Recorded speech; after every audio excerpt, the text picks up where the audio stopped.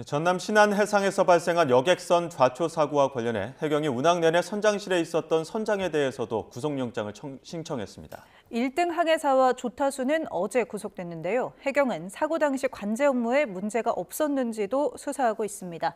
자세한 내용 취재기자 연결해서 알아보겠습니다. 네, 이상곤 기자, 해경이 선장 신병 확보에 나섰다고요? 네, 목포해양경찰서가 오늘 새벽 좌초 사고가 난 여객선 선장에 대한 구속영장을 신청했습니다. 60대 선장 A씨에게는 중과실치상과 선원법 위반 혐의가 적용됐습니다.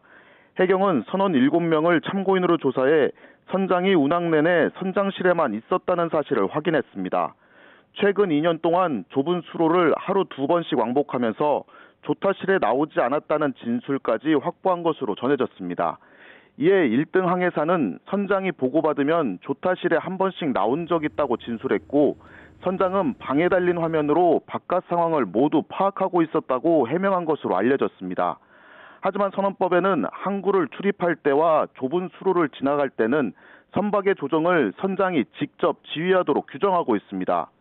해경은 선장이 선원들에게 자신이 조타실에 있었다고 진술하라며 회유를 시도하는 등 증거를 인멸하려고 한 정황도 확인한 것으로 파악됐습니다.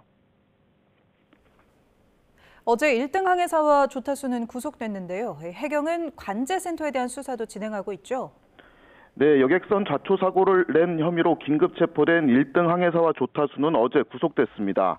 광주지방법원 목포지원은 어젯밤 증거인멸과 도주 우려 등의 이유로 이들에 대한 영장을 발부했습니다.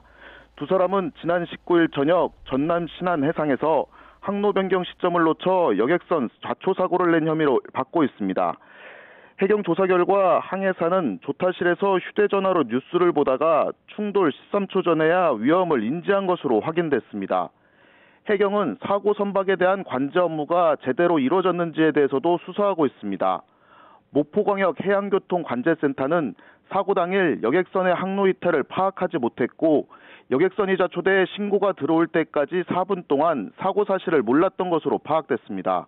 이에 따라 해경은 그제 당시 관제 담당자 등 3명을 조사하고 항로 변경 기록을 확인했습니다.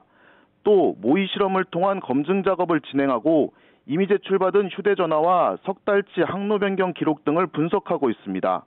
해경은 또 관제센터 내부 항로 이탈 경보 시스템이 꺼져 있었던 점에 대해서도 관련 규정을 검토하고 있습니다. 지금까지 전국부에서 YTN 이상곤입니다.